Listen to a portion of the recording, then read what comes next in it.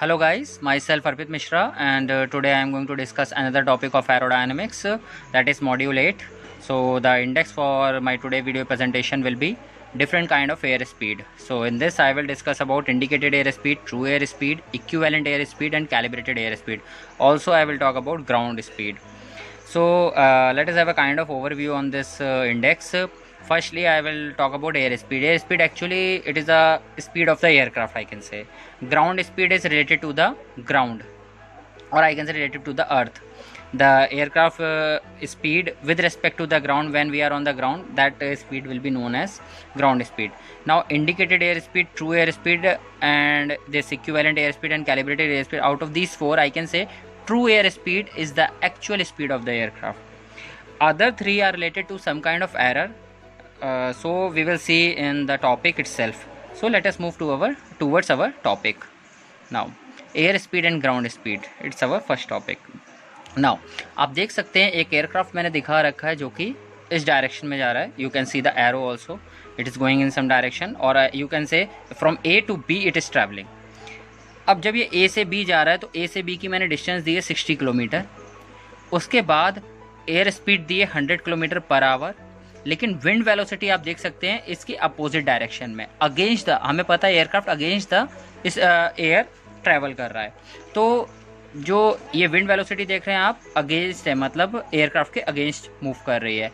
आप दूसरे डायग्राम में देखिए, अब एयरक्राफ्ट ट्रैवल कर रहा है इस बी पॉइंट से ए पॉइंट तक. यहाँ पे क्या है, आपका एयरक्राफ्ट का एयर स्पीड मैंने सेम रखा जैसे कि 100 किलोमीटर पर आवर, और ये भी 100 किलोमीटर पर आवर है. विंड वेलोसिटी भी मैंने सेम रखा, लेकिन यहाँ पे आप ऑब्जर्व कर सकते हैं विंड, जो डायरेक्शन है विंड की वो आपको सेम दिखेगी इधर भी और इधर भी, दोनों डायग्राम में आप देख सकते हैं.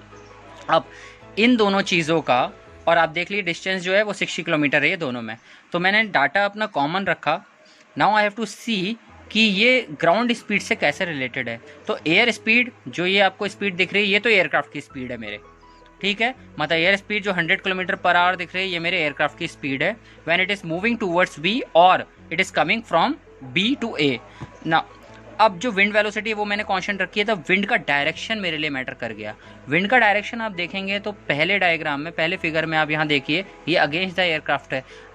आपकी ये एयर स्पीड की वैल्यू और विंड वेलोसिटी की वैल्यू मेरे ग्राउंड स्पीड प्रोवाइड करेगी.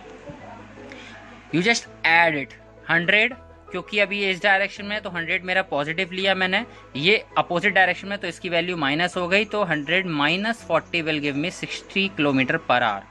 ये मेरी एक्चुअली ग्राउंड स्पीड हुई अभी के टाइम्स में इस फिगर के लिए. अब जब बी से ए मैंने ट्रैवल किया, इस केस में मेरा एयरक्राफ्ट इसी डायरेक्शन में आ रहा है जिस डायरेक्शन में विंड दिखाई हुई है मैंने. यहाँ पे केस में अब देखिए, इसको मैंने प्लस लिया 100 और ये भी मेरा प्लस हुआ, तो 100 plus 40 will give me 140 kilometre per hour ground speed. तो आप देख सकते हैं ग्राउंड स्पीड अफेक्ट हो रही है एक तरह से मेरे इस विंड की वजह से, लेकिन एयर स्पीड पे उतना इफेक्ट नहीं पड़ रहा इस विंड की वजह से. अब मैं पॉइंट की तरफ मूव करता हूँ. नाउ पहला point, the speed of an aeroplane relative to air is air speed. Aeroplane की जो स्पीड है रिलेटिव टू एयर वो है एयर स्पीड. अब जो एयरप्लेन की स्पीड है रिलेटिव टू अर्थ या ग्राउंड वो होगी ग्राउंड स्पीड. दोनों डेफिनेशन आप समझ लीजिए. और अभी मैंने आगे एक स्लाइड में मैंने फॉर्मूला भी लिख रखा है, तो उससे आपको बेहतर समझ में आ जाएगा. लेकिन फॉर टाइम बिंग आप इतना याद रखिए, एक मेरा एयरक्राफ्ट जो रिलेटिव टू एयर मूव कर रहा है वो स्पीड जब मैं बात करूँगा तो वो होगी एयर स्पीड. वही एयरक्राफ्ट की speed relative to the ground में बात करूँगा तो वो होगी ग्राउंड स्पीड. अब सेकंड पॉइंट पढ़ते हैं. Now the existence of a wind simply means that the position of air are in motion relative to the earth.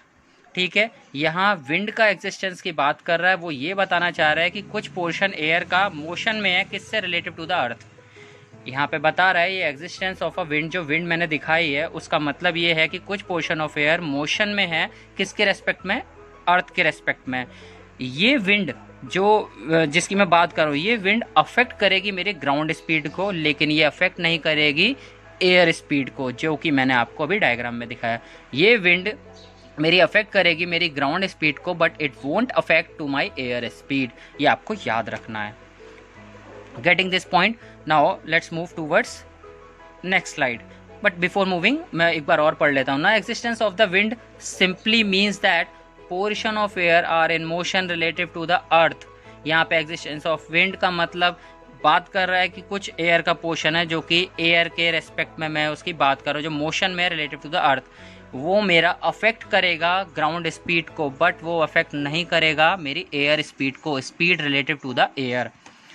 Next, ground speed. अब ये इम्पॉर्टेंट है या नहीं है ये बात है। तो ground speed is important when the aeroplane is changing from one medium to another, मतलब टेक ऑफ और लैंडिंग, जो कि क्रिटिकल फेजेस ऑफ फ्लाइट कहलाते हैं। टेक ऑफ और लैंडिंग दोनों क्रिटिकल फेजेस ऑफ फ्लाइट में आते हैं।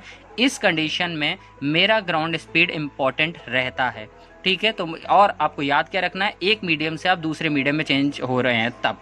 वन मीडियम ऑब्वियसली आप अभी ग्राउंड पर मूव कर रहे थे, आप सडनली टेक ऑफ कर रहे हैं, उससे पहले आप टेक ऑफ कर रहे थे, आप अब लैंड करने वाले, मतलब टेक ऑफ सॉरी, आप फ्लाई कर रहे थे, फ्लाई करने के बाद अपना जर्नी कंप्लीट करके जब आप लैंडिंग आए तो लैंडिंग, मतलब आपने फ्लाई करने के बाद अब लैंडिंग, मतलब आप एक मीडियम से दूसरा मीडियम में आ गए। उसके अलावा टाइम टेकन, कितना टाइम लगा, इसको एंड्योरेंस भी बोलते हैं, कितना टाइम लगा उस पर भी डिपेंड करेगा।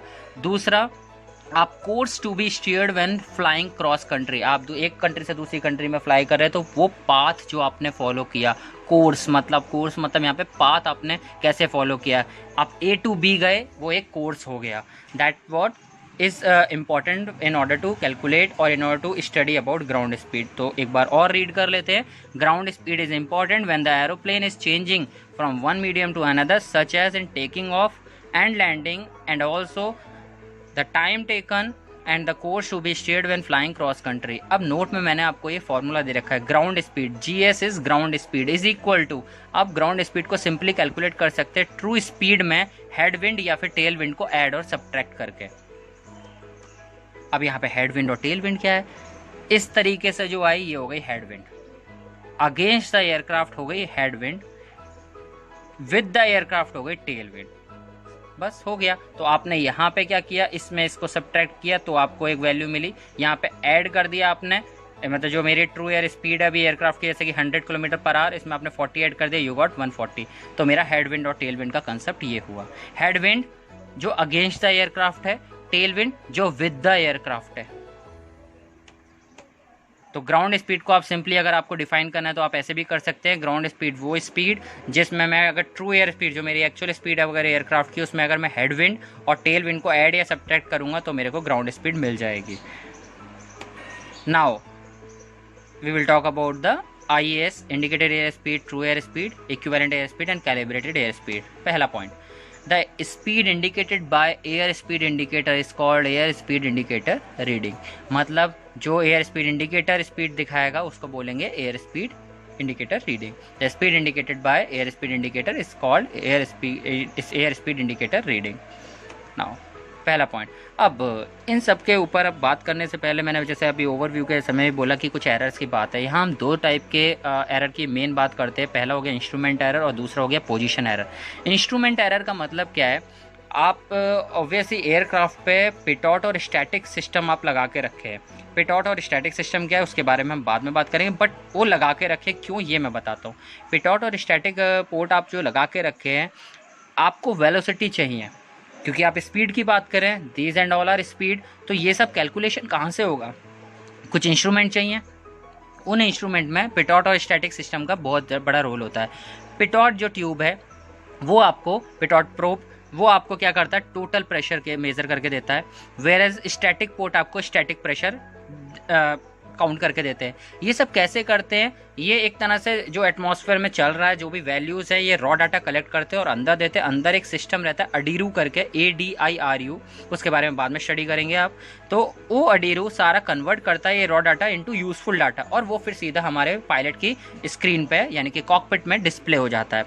तो ये सब जो हमने पिटॉट और स्टैटिक इंस्ट्रूमेंट है, ये सारे इंस्ट्रूमेंट ही हैं एक तरह से। ये मैंने जो लगा रखे हैं इनमें कैलिब्रेशन का, यानी कि आप जब लोकेट कर रहे हैं या फिर इन्हें जब माउंट कर रहे हैं, इनका खुद भी इनमें कोई कमी रह सकती है। मतलब इंस्ट्रूमेंट में जब खुद की वजह से एरर होगा, उसे अगर प्रॉपरली कैलिब्रेट नहीं किया, वो कहलाता है इंस्ट्रूमेंट एरर। तो जो instrument itself may not have been calibrated correctly और may be suffering from somewhere, this error is called as instrument error. ये हो गया इंस्ट्रूमेंट एरर जो इंस्ट्रूमेंट की खुद की वजह से हुआ। अब अगर आपने ये एरर को करेक्ट कर दिया, once you correct this instrument error, you will get the indicated air speed, our first speed, indicated air speed. Getting my point? So indicated air speed is the air speed which we will get once we correct the instrument error. And what is instrument error? ये एक error है जो कि instrument के खुद की वजह से हो गई है, उसको ही प्रॉपरली, मतलब एक तरह से कह लिए कैलिब्रेट करके नहीं रखा गया है, उस वजह से जो एरर क्रिएट हुई वही इंस्ट्रूमेंट एरर, या फिर इंस्ट्रूमेंट के एरर अंदर कोई वियर वगैरह जैसी सिचुएशन है तो वो जो एरर क्रिएट करेगा वो होगा instrument error. Now next point, there will also be error. अब इंस्ट्रूमेंट एरर के अलावा एक और एरर है, जैसे कि मैंने बताया पोजीशन एरर. तो यहाँ पे there will also be error due to positioning of pitot and static tube on the aircraft. जो मैंने सिस्टम की बात करी, आपने इनका पोजीशन प्रॉपर नहीं लगाया. अगर आपने इसको प्रॉपरली पोजीशन नहीं किया तो भी एक एरर जनरेट होता है, उसे बोलते हैं पोजीशन एरर. अभी हमने इंस्ट्रूमेंट एरर देखा जिसका अगर कैलिब्रेशन प्रॉपर नहीं हुआ है इंस्ट्रूमेंट का तो उसमें कुछ एरर डेवलप हो गई है, वो इंस्ट्रूमेंट एरर है. पोजीशन एरर, आपने पिटॉट और स्टैटिक ट्यूब का जो पोजीशन है वो सही से नहीं लगाया है एयरक्राफ्ट पे, इसकी वजह से भी जो एरर क्रिएट होगी वो कहलाती है पोजीशन एरर. अब it is virtually impossible to find a position where the static pressure is always exactly the same as the pressure in the free air stream away from the aircraft. इस point को एक बार पढ़िएगा और समझिएगा. ये point का मतलब ये है, मैं एयरक्राफ्ट में जो ये पिटॉट और स्टैटिक ट्यूब लगा रहा हूँ, it is not always necessary कि मैं जहाँ पे लगा रहा हूँ वो एक तरह से हर एल्टीट्यूड पे, एटीट्यूड पे, या फिर मैं कितना तेज़ी से मूव कर रहा हूँ उसमें हर बार मुझे डाटा सेम दे, ये ज़रूरी नहीं है.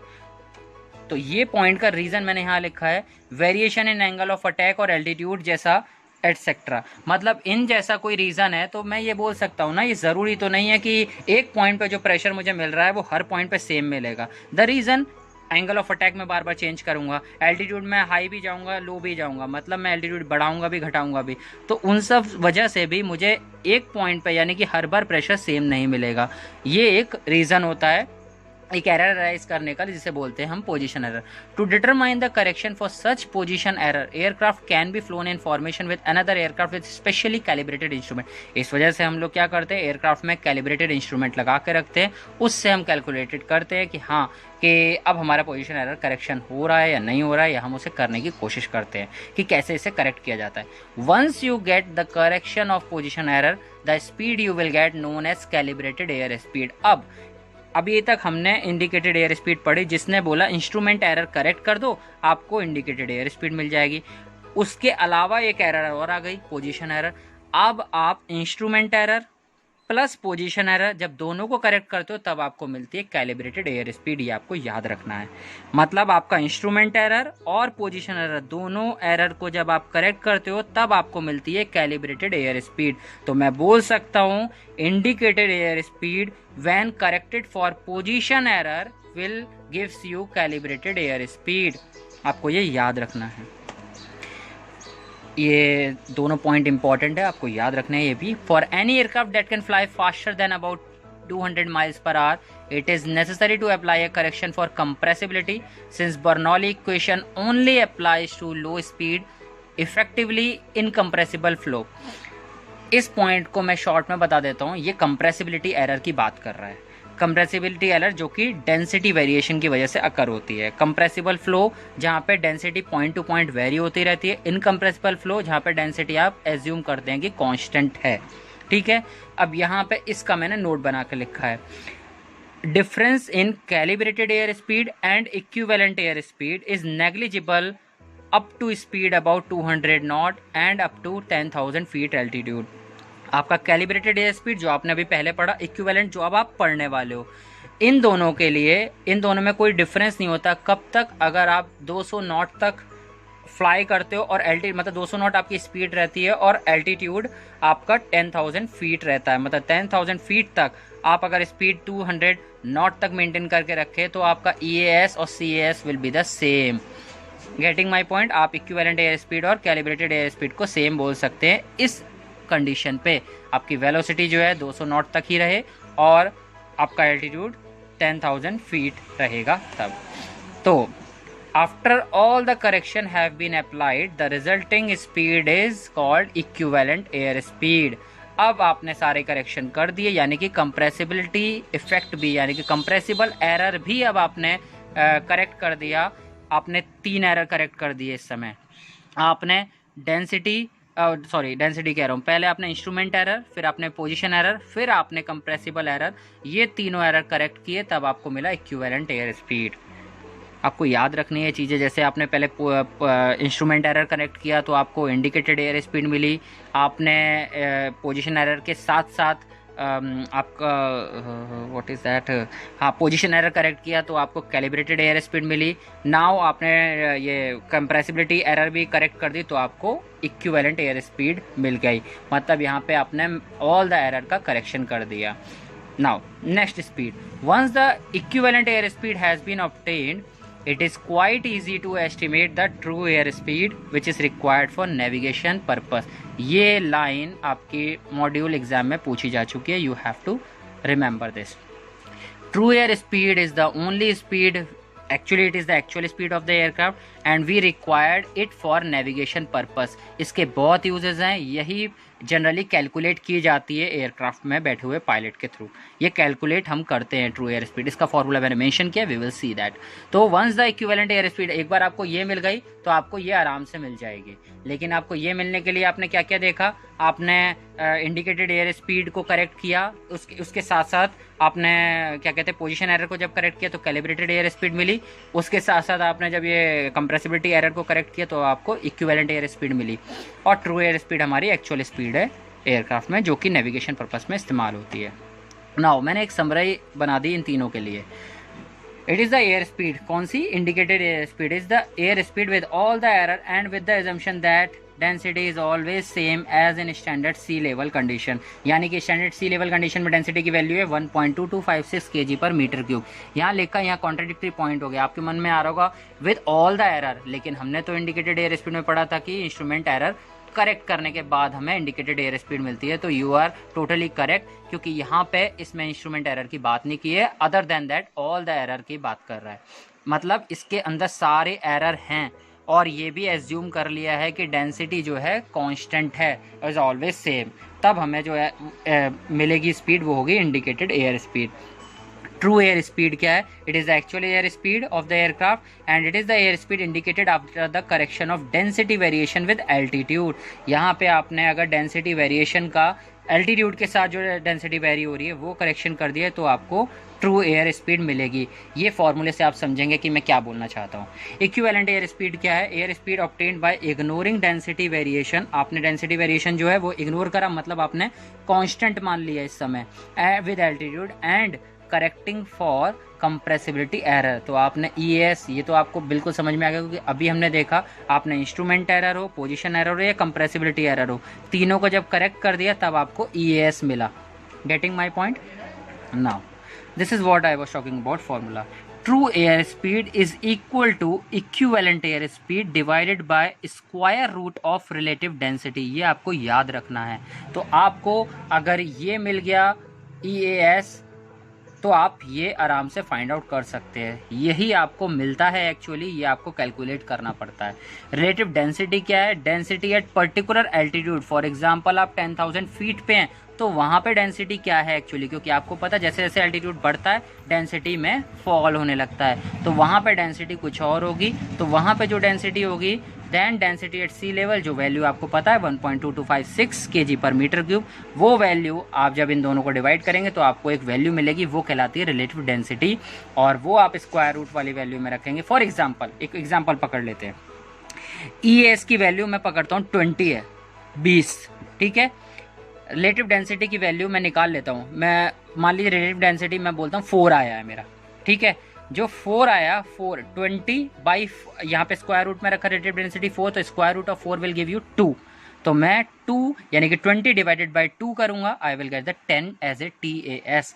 ट्रू एयर स्पीड मुझे 10 मिलेगी। ये मैंने एक एग्जाम्पल दिया है, आप जब बुक से पढ़ोगे तो you'll get more clear, but आपको समझ में आना चाहिए एक्चुअली मैं क्या बोलना चाह रहा हूँ। ट्रू एयर स्पीड आप फाइंड आउट कर सकते हैं जब आप इक्विवेलेंट एयर स्पीड को डिवाइड करेंगे square root of relative density से। और रिलेटिव डेंसिटी क्या है, आपकी density at particular altitude divided by density at sea level.